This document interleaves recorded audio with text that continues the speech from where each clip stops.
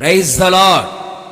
సకల ఆశీర్వాదములకు కారకుడైన యేసుక్రీస్తు ప్రభుల వారికి మహిమ, ఘనత, ప్రభావములు యుగయుగములు కలుగునుగాక. మీ అందరికీ నా ధన్యవాదములు. ఈ దినపు యేసయ్య జీవపు మాట మలాకి గ్రంథం 3వ అధ్యాయం 10వ వాక్య భాగము. పట్టజాలనంత విస్తారముగా దీవెనలు కుమ్మరించెదను.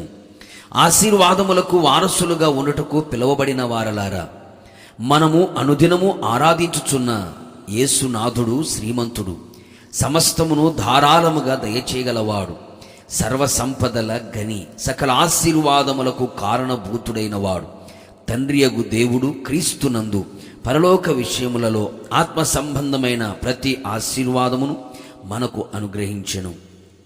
శ్రేష్టమైన ప్రతి ఈవియు, సంపూర్ణమైన ప్రతి వరమును పరసంబంధమైనది జ్యోతిర్మయుడగు తండ్రి యొద్ద నుండి వచ్చును.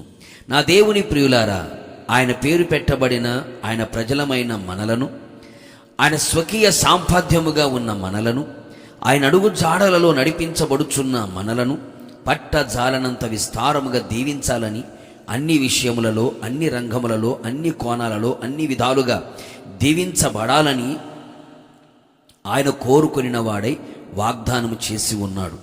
ఆ వాగ్దానమునకు మనమందరము వారసులుగా ఉండాలని ఆయన ఆశిస్తూ ఉన్నాడు. దీవెన, శాపము మన ఎదుటే ఉంచబడి ఉన్నది. అనేక మంది క్రైస్తవ ప్రపంచములో దీవెనకు దూరముగా, శాపమునకు సమీపముగా కనబడుచున్నారు. శారీరకంగా అన్ని విధాలుగా దీవెనకరముగా కనబడినప్పటికీ ఆత్మీయ జీవితములో దీవెన లేని వారే కనబడుచున్నారు. అవును ప్రియులారా, లోక సంబంధంగా అన్ని సంపాదించి అన్ని విధాలుగా దీవెనకరంగా ఉన్నప్పటికీ ప్రార్థనా జీవితం, విశ్వాస జీవితం, పరిశుద్ధమైన జీవితం, వాక్యపు అనుభవాలలో దీవెనకరంగా లేకపోవుట శోచనీయం. శారీరకంగా, ఆత్మీయంగా, భౌతికంగా అన్ని విధాలుగా మనం దీవెనకరంగా ఉండాలి. మనము దీవించబడుచు అనేకులకి దీవెనకరముగా మారాలి. అందుకుగాను మనమందరము ఆయన మాటలను శ్రద్ధగా విని ఆచరించి, అనుసరించి పాటించెదము. ఆయన ఆజ్ఞలన్నిటినీ అనుసరించి నడుచుకొనేదము. ద్వితీయోపదేశకాండం 28వ అధ్యాయం 4వ వాక్యం నుండి 14వ వాక్యం వరకు ఉన్న దీవెనలన్నీ మన మీదికి వచ్చి మనకు ప్రాప్తించును. యథార్థమైన జీవితమును జీవించుచు కపటము లేనివారై యథార్థతను విడువక గట్టిగా పట్టుకొని రెండింతలుగా దీవించబడెదము.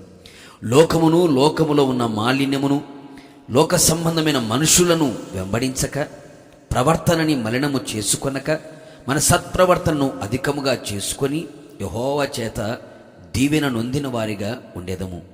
ఎల్లప్పుడూ మన హృదయములో ప్రార్థన, వాక్యము, ఉపదేశము, అనుభవాలతో నింపబడి మన గుడారములో దీవించబడిన వారిగా కనబడేదము.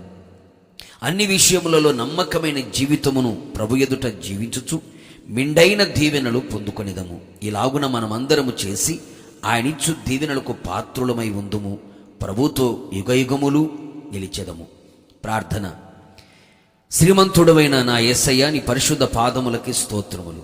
మరొక్కసారి మా జీవితములో పట్టజాలనంత విస్తారమైన దీవెనలు కుమ్మరించాలని మీరిచ్చిన జీవపు మాట కొరకు స్తోత్రాలు.